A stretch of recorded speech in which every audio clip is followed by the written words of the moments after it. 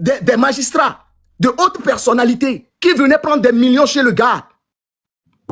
Et ils sont venus au-delà, ils m'ont vu, ils m'ont appelé, ces hommes politiques qui étaient très proches de ces traders.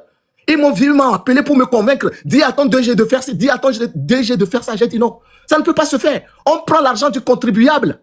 Combien de fois on n'a pas demandé que j'intervienne sur les médias pour défendre J Global? J'ai dit non, tant que je ne vois pas clair, je ne défends pas. Aujourd'hui, j'ai mon contrat. Tenez-vous bien, pour ceux qui connaissent bien le droit du travail, j'ai mon contrat de travail avec J Global. Et au-delà de ce contrat que j'ai eu avec J Global, j'ai la lettre de démission que j'ai présentée. Et quand le PDG a été arrêté, après moi j'ai démissionné, hein, après tout, pour pouvoir satisfaire leur plan, ils ont fermé les sociétés de trading. Demandez-moi si la société J Global n'avait pas décidé de rembourser les gens, mais ils ont tout bloqué. Ils ont bloqué les camions, ils ont bloqué l'argent du jeune.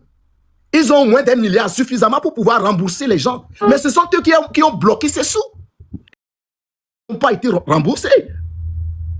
Le peuple togolais n'a pas été remboursé. Le peuple togolais, ton argent, ce n'est pas chez M. John Dogbevi.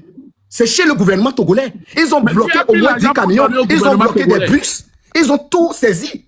Et John Dogbevi, bon, ok, est-ce que, si je suis coupable, je vous demande, c'est une question très simple. Si je suis coupable, pourquoi est-ce que j'ai été encore en liberté durant tout ce moment? Pourquoi j'ai été en liberté durant tout ce moment? J'étais toujours à Lomé. Il savait très bien que Tossa, M. Tossa ne pouvait pas être interpellé parce que je n'ai rien fait.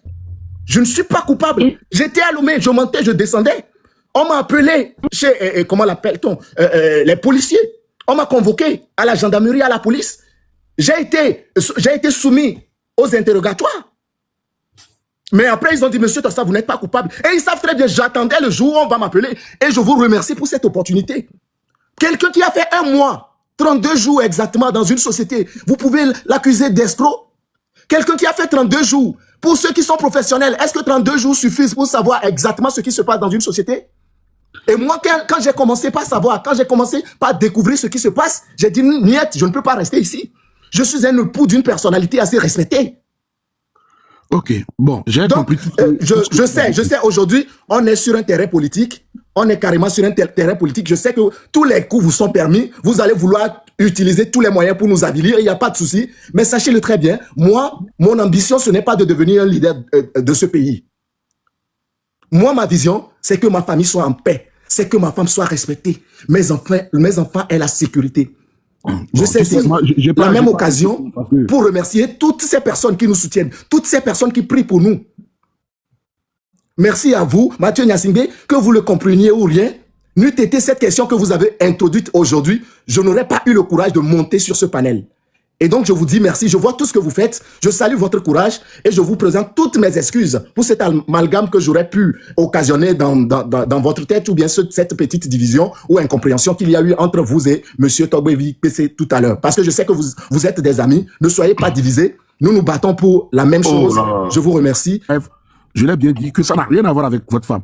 Je suis parfaitement d'accord avec ce que vous réclamez, ce que vous défendez pour le peuple togolais. Ça. La justice, la liberté d'expression, la justice sociale et tout ce que le peuple réclame. Aujourd'hui, quand Togo fait allumer le live, peut-être que je me suis trompé en disant Ghislaine Awaga par rapport à J Global, parce qu'il y avait J Global, il y avait plein de Global à l'époque. Et si tu te rappelles, en 2021, il y avait fait plein de lives où je me suis attaqué à vous. Je me suis attaqué à vous. Oui. Vous devez vous rappeler. Oui, lui n'était pas là à cette époque, mais vous, principalement, vous devez vous rappeler que j'ai fait plein de lives sur Facebook où je vous ai attaqué. Vous savez, beaucoup le savent aujourd'hui ou bien ne l'ont pas compris au début, mais à travers vos propos, vous l'avez bel et bien expliqué que vous avez travaillé avec Global, avec J Global et non directement avec Ghislaine Awaga. Mais c'était Ghislaine Awaga qui couvrait tout le réseau du trading. On est d'accord.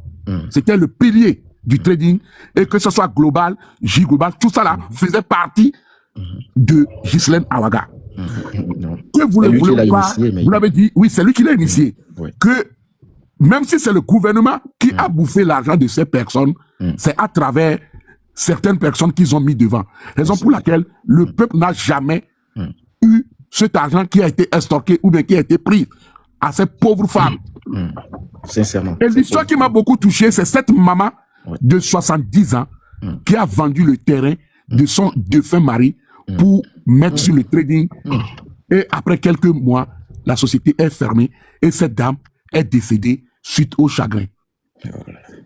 Et je l'avais évoqué plusieurs fois dans des vidéos que je vous ai fait pour vous attaquer, vous personnellement. J'ai rien contre votre femme, j'ai rien contre votre politique. Non, je réclame, je demande, j'ai même sacrifié ma vie pour le Togo. Quand je vois des gens dans les commentaires qui crient, Mathieu, vous n'avez rien fait pour le Togo. Vous n'êtes que des commentateurs. Mais nous payons de nos vies, de la vie de nos enfants, de nos business, de notre avenir. Moi, je l'ai sacrifié. Je suis mieux placé pour connaître les choses. Ce n'est pas facile. Aujourd'hui, si je réclame, au moins aujourd'hui tu as eu la parole de sortir et présenter des excuses. Si tu l'avais fait avant même de te lancer dans la lutte, je ne viendrai pas te contrarier. Non, si tu le permets, je suis dans la lutte, mais ce qui m'a fait intervenir spécialement hier, c'est l'attaque directe de mon épouse. Nous avons différentes croyances. Moi, je n'ai jamais attaqué votre épouse. Je ne parle pas de votre épouse. Oui. Bon, ok, je vous laisse finir. Hein, je vous laisse finir. Oui, vas-y. Non, mais je disais que ce qui m'a fait intervenir hier, c'est quand mon épouse a été attaquée. Je voyais aussi des commentaires et tout. Je devais intervenir. Je devais intervenir pour recevoir les coups, en tout cas. Pour recevoir les coups. Je suis le responsable de la famille et voir mon épouse crier à longueur de journée, même ma famille me contacte, les gens me contactent. Vous n'êtes pas sans savoir que je suis issu d'une partie, ma maman est kabyère. Et donc, toute la famille m'appelle. Qu'est-ce que tu fais, Abel Akambo? Toi, tu nous renies, tu fais toutes ces pressions, que c'est ma femme qui m'entraîne dans tout ça et tout. Il a fallu, et à un moment donné, j'ai dit non, il faut que je sois responsable. Je dois défendre ma femme. C'est ce qui m'a fait monter hier. Je n'ai aucune ambition. Je sais qu'il y a une lutte actuellement. Tout le monde veut être leader. Je ne suis pas ici pour devenir leader de quoi que ce soit. Mais je veux que ma femme soit respectée. Je veux être respecté. Je ne suis pas là pour être leader de quoi que ce soit. Je sais que tout le monde va se battre pour salir mon image, pour dire J Global a fait tout. Vous savez, faites une petite enquête pour ceux qui me connaissent de mon village à mon église, à l'université de Lomé. 3 endroits dans mon village, dans mon église et à l'université de Lomé. Vous aurez des témoignages sur moi et vous saurez qui je suis. Les gens viennent. Un grand frère que moi, je respecte beaucoup. Je voudrais que tu me donnes encore cette occasion. Hein. C'est à vous le panel. Si vous permettez, si quelqu'un a une question, vous pouvez poser sur le premier sujet. Je réponds et après, on passe au deuxième sujet qui me tient vraiment à cœur. Vas-y. Je peux aller? Oui, bien sûr. Vous savez, j'ai vu la vidéo d'un grand frère ce matin qui m'a vraiment écœuré. Ce grand frère est sur une autre planète. Un grand frère que j'ai admiré. En 2024, j'avais... Bon, ok, je laisse tomber, chérie. Je laisse tomber. Mon épouse me dit de ne pas beaucoup parler, donc je laisse tomber. Je laisse tomber. Parce que moi, je pensais... Non, chérie, laisse-moi. C'est une occasion qu'on me donne. Il y a 5000 personnes connectées en ce moment. C'est une occasion qu'on me donne. C'est maintenant. Hein. Exactement. C'est une occasion qu'on me donne. Moi, je refuse que l'on ne se défende pas. Je refuse ça. Fuir ses responsabilités, ce n'est pas bien. C'est une responsabilité pour moi de me défendre aujourd'hui. Je reviens alors sur la question. En 2024, j'étais sur TikTok et je suis tombé sur une vidéo d'un homme très courageux. Un homme que j'ai beaucoup admiré. Un très bel homme dans les cinquantenaires. Je dis, mais quel est cet homme courageux qui parle avec énergie, qui nous encourage, nous, le peuple togolais? Il y a beaucoup de choses que vous ignorez. Nous en souffrons tous. Vous ne le savez pas. Nous souffrons tellement tous au Togo. C'est pas parce que quelqu'un a un peu de moyens au Togo qu'il ne sait pas que ses frères sont en train de souffrir. Et donc, je l'ai beaucoup admiré à cette époque. J'ai dit, mais qui est ce monsieur? On m'a fait savoir qu'il est aux États-Unis. Il est dans cette ville aux États-Unis. Je dis, le jour où j'aurai l'opportunité de le rencontrer, je vais le féliciter et lui glisser quelques conseils. Parce que nous sommes sur le terrain, nous savons ce qui se passe. Nous connaissons aussi certains petits secrets. Nous allons pouvoir nous entraider. C'est comme ça qu'arrivé dans sa ville, là-bas aux États-Unis, en visite chez un ami, je lui ai dit, mais quel est cet homme, ce vaillant? Et dans votre ville, est-ce que je peux le rencontrer? On dirait même que je suis un fan. Je dis non, ce monsieur, je dois le rencontrer. Et ma connaissance me dit, non, je le connais, on peut aller le voir. Et on l'a appelé le jour-là. Nous l'avons appelé, il nous a donné rendez-vous dans un restaurant. Il y avait tout un monde. Dans un restaurant, on est allé rencontrer le monsieur. Et ce monsieur, j'ai discuté avec lui, je lui ai dit, grand frère, j'ai une forte admiration pour vous. Je sais que cette lutte que vous menez va aboutir. Parce que vous êtes pragmatique et j'aime votre manière de vous imposer. Mais en tant que petit connaisseur, je voudrais vous ajouter quelque chose. Ne faites pas ci, juridiquement, si vous faites ça, ça va donner ça. Et ce pouvoir, pour parler comme ça, il faut faire ci, il faut faire ça, il faut faire ci, il faut faire ça. Vous savez, moi j'ai des oncles, je vous dis la vérité, j'ai même des oncles qui rencontraient, à l'époque, qui rencontraient l'ancien président Yadema. J'ai des oncles qui ont travaillé pour le président. J'ai des oncles qui sont encore très proches. Même ce matin, s'ils ne se sont pas vus, le soir, ils vont se voir. Je prends un gros risque, vous ne le savez pas. J'ai un oncle qui m'a déjà dit, hé, petit, si tu refuses de voter, parce que j'étais mineur, si tu refuses de voter, je vais te buter. Vous savez ce que nous on a enduré? Vous savez pourquoi nous on ne parle pas? Et j'ai voulu à cette époque saisir l'occasion pour livrer certains petits secrets à ce quinquagénaire. Et je lui ai dit, on peut travailler ensemble, mais moi, sincèrement, je suis au Togo.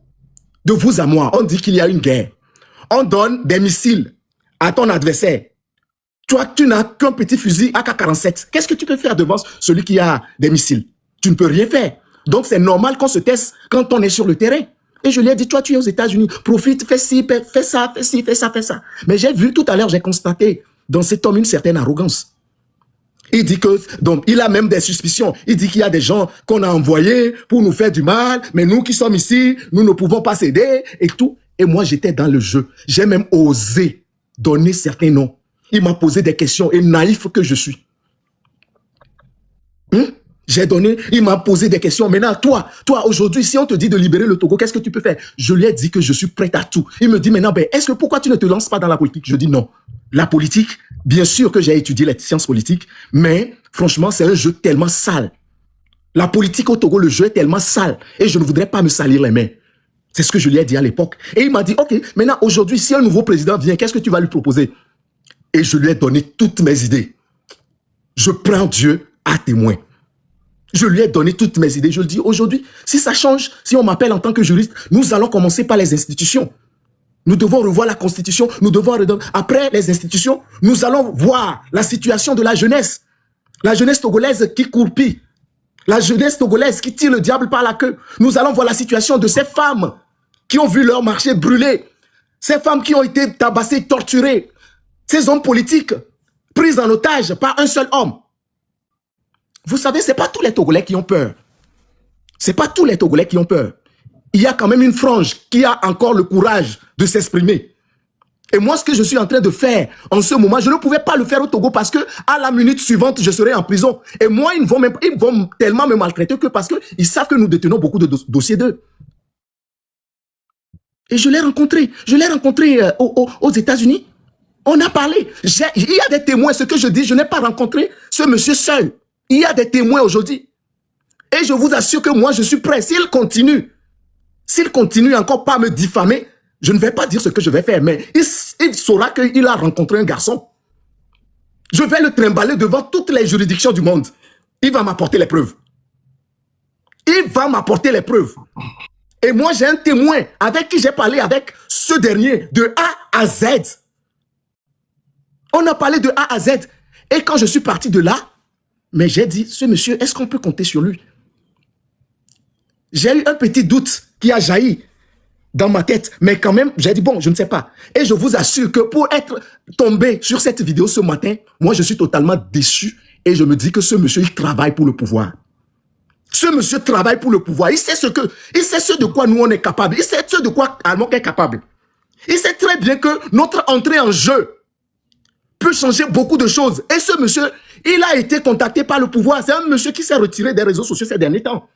Mais il a tellement mal, tellement j'ai bien présenté les idées que j'avais, tellement il a su que ce monsieur, parce qu'il a dit le jour-là, monsieur, avec tout votre potentiel, mais vous ne pouvez pas vous empêcher de faire la politique. Et je lui ai dit, non, moi je suis encore trop jeune.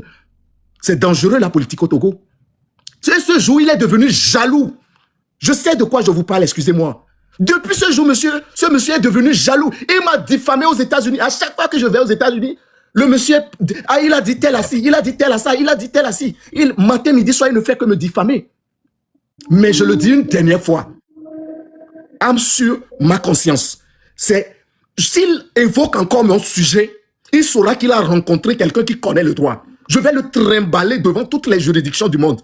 Si je ne gagne pas aux États-Unis, j'irai dans d'autres pays. Partout où il passera, il aura la justice dans sa culotte.